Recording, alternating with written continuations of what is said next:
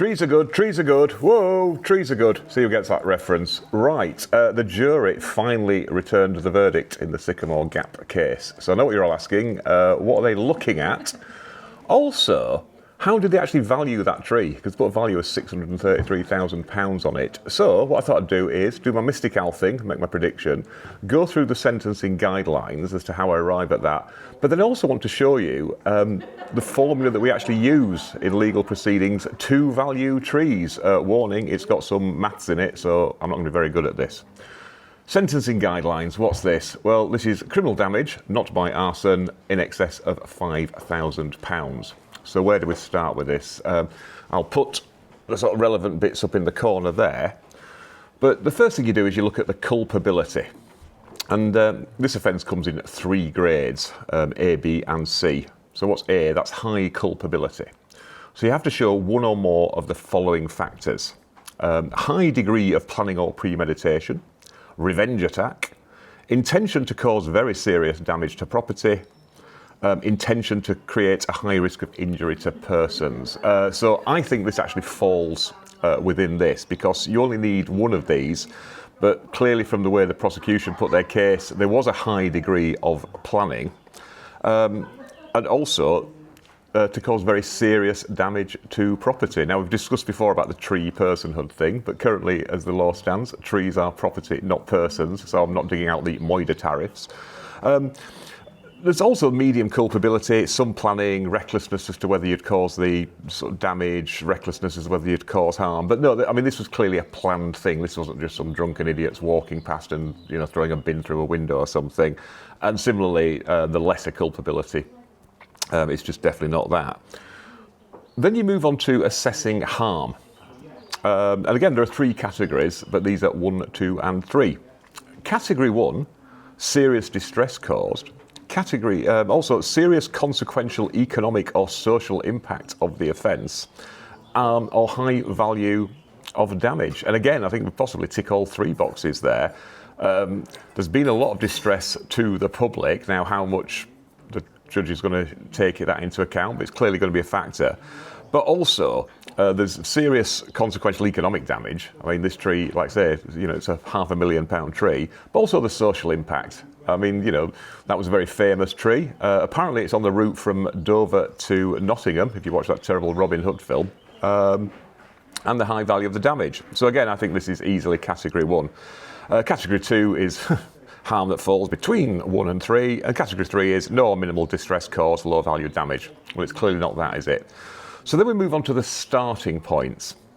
And this is like a grid, but again here, if we're going with this is 1A or A1, the starting point is 1.5 years inside. Can go as low as 6 months, can go as high as 4 months, but that's where you start. Then the judge takes into account aggravating and mitigating factors. And there are some what we call statutory aggravating factors. They're ones that the law says a judge must take into account. And then there are just other aggravating factors. And they're just things that, you know, may aggravate the offence, but technically speaking, the judge doesn't have to take them into account. But it's a non-exhaustive list. I mean, fundamentally, the judge can take into account any factors that he or she find relevant. And I think what we've got here is one of the guys apparently has a bit of previous. So previous convictions can be an aggravating factor. Although that's usually where it's the same sort of offending. You don't get a sentence bumped up just because you've got previous convictions. But what you do is you lose the discount for being a person of good character. Offence committed on bail, well, it wasn't that. And it's, you know, it's not a hate crime. However, other aggravating factors. Damage items of great value to the victim. Well, the victim here are the public, I suppose. Commission of offence, well, you're out of it. Victim is particularly vulnerable, probably not there. It's certainly not a DV case. However, this is one that I think will play a significant part. Damage caused to heritage and or cultural assets. Well, clearly it ticks that box. What about mitigation? Well, no previous convictions. I think one of the guys, you know, has no previous, so you know he'll get a slight discount for that. Remorse, well, the trouble here is they haven't really shown any. This has been put over for pre-sentence reports though, and a mental health assessment on one of the guys. And this is your chance to sort of go, okay, well, I tried to defend it, but now I've been court, well, yeah, I'm really, really sorry, and I apologise for everything. I mean, the worst thing you can ever do in a pre-sentence report, because I've been on the receiving end of this, where you've got to start where it just says, the defendant fully refuses to admit his culpability in this. And of course, arguably you could say, well, it's a miscarriage of justice. I'm not going to cooperate because I think the verdict was wrong. But it certainly, puts you on the back foot, because you can't do any of these sort of the remorse mitigation or anything like that. Positive good character, if it turns out, normally you're the sort of guy who does lots of work for charity, and, you run the local youth football team and all that sort of thing, make a positive contribution to your local community. It's got to be something like that. The mere fact that, you're just not a villain, that doesn't count. Then there is, the mental disorder, mental health aspects, but I just don't think the judge is going to put a lot on that. So I think taking all that into account, I think it's going to be, the sentence is going to be around the 2-year mark. There might be a slight bit of differential in that one guy might just claim the mental health card, and also there's the disparity between the sort of previous convictions of both of them. But it wouldn't surprise me if the judge just said, no, I'm just going to give you both 2 years or something like that. Because it's 2 years, of course, it could be suspended. Will it be suspended? Well, how do you suspend a sentence? Well, you have to show that there's either very, very significant personal mitigation. This tree attacks my family, so that's not going to apply. That actually it's counterproductive sending somebody to prison in terms of rehabilitation. They'd be better off treated, with community service and, being sent on anger management courses or Think First courses, things like that. I mean, if I was mitigating this one, I would try to sort of do look, these were clearly just idiots who didn't think properly. Maybe they should be sent on a Think First course, and that's better done in the community, and just give them a high-end community sentence, something like that. But I think that's going to be an uphill struggle. And then there's also the effect of a custodial sentence on innocent third parties. You're a single parent, you live in the sticks, you've got to get your kids to school, you're looking after an elderly relative or an ill relative, something like that. But I just don't see that any of that's actually going to kick in on this one. So there you go. So like I say, my Mystic Owl thing, I'll do that so I can edit it in the future. I'll just edit out of it. Is around 2 years. And I'll just edit there around 18 months. I'll edit there around 6 months. Bit of community service. No, I'm going to nail my colours to the mast, to the non-wooden mast, of course.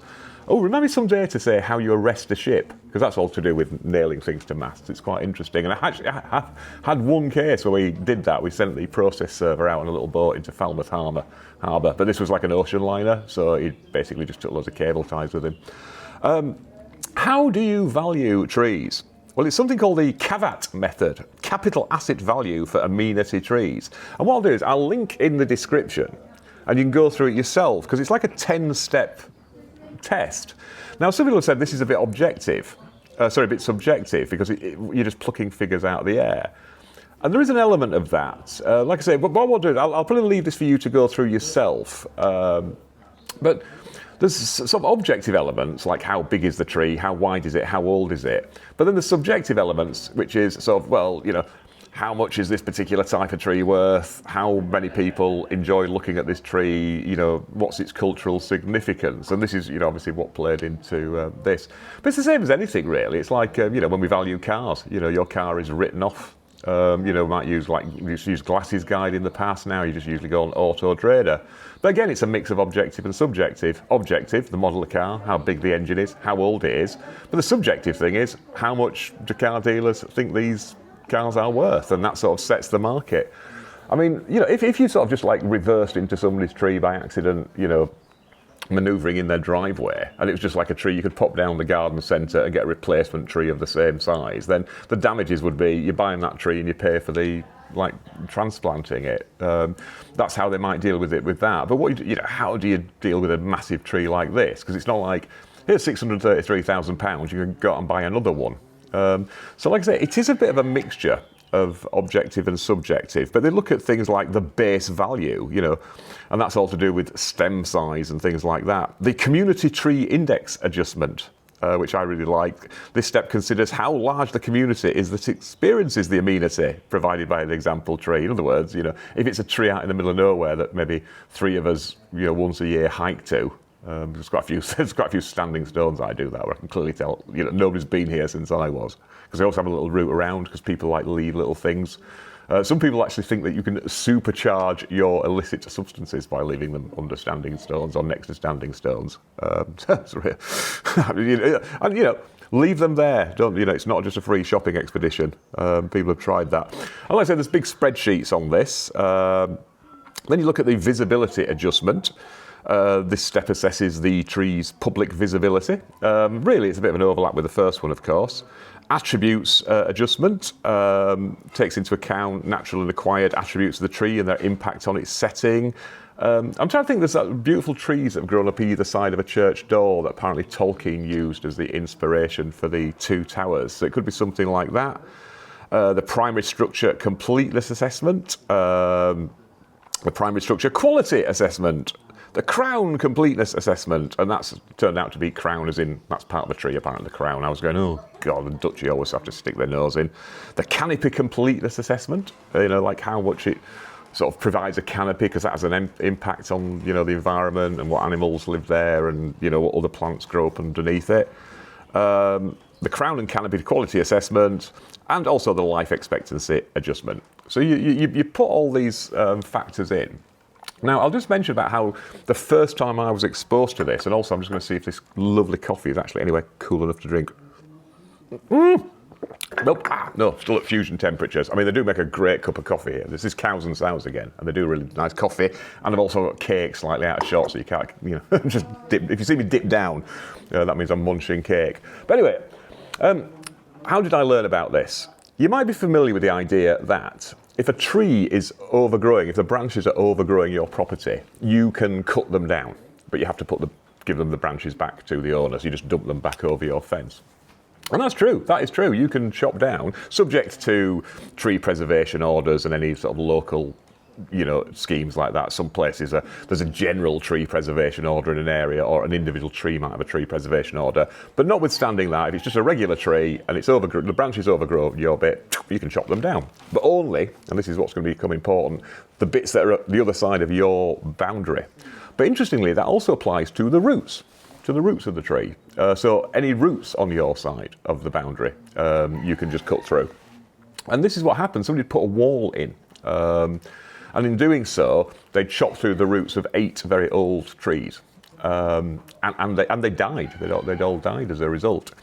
So one of the things we had to do was get a tree expert to come in and value, what is the loss? How much were these 8 trees worth? How much were they worth individually? And that's the first time I was introduced to the Cavat scale. The expert was brilliant because none of us really understood the maths. I mean, barristers never do. Always gets to the end of the case. Well, gentlemen, with the damages, the costs, and the interest, I reach a figure of X pounds. Do you all agree? Yeah. But one of the things he told us was how you work out the age of a Cornish hedge. You do 10 paces and then you count how many individual species are in those 10 paces, and that's the age of the hedge in centuries. And for those of you who don't know what a Cornish hedge is, Cornish hedges are basically granite lined. Technically speaking, they're not actually hedges under EU law, but they look like regular hedges, but they've got a granite core to them. So which you do find out when you either tuck in to let somebody past. To quote on Dan's other video, although Dan missed out something there, because I'm sure it says in somewhere in the highway code that Range Rovers always have priority. You wouldn't know that section. It goes to a different school, but all Range Rover drivers know that. So yeah, that's how I learned about it. What happened in that particular case? Well, rather annoyingly, it turned out that the wall, where we'd done the cuts, we'd done like 4 on our side, but we'd also done 4 on their side. So we were held to be liable for the deaths of 4 of the trees, but we weren't liable for the other 4, which I argued with the judge when it came across that was a score draw. But he said, no, the other side have substantially won. We did get a bit, I think we got a bit of a discount on costs, but fundamentally it was going, well, you're just arguing about liability. But that was a very interesting one, because the one thing I love about this job is you meet experts in all sorts of different fields. So you get like little bits of trivia like this. But there you go. I hope you found that bit vaguely interesting. And I hope you found the rest of it vaguely informative and vaguely accurate. And I will see you next time.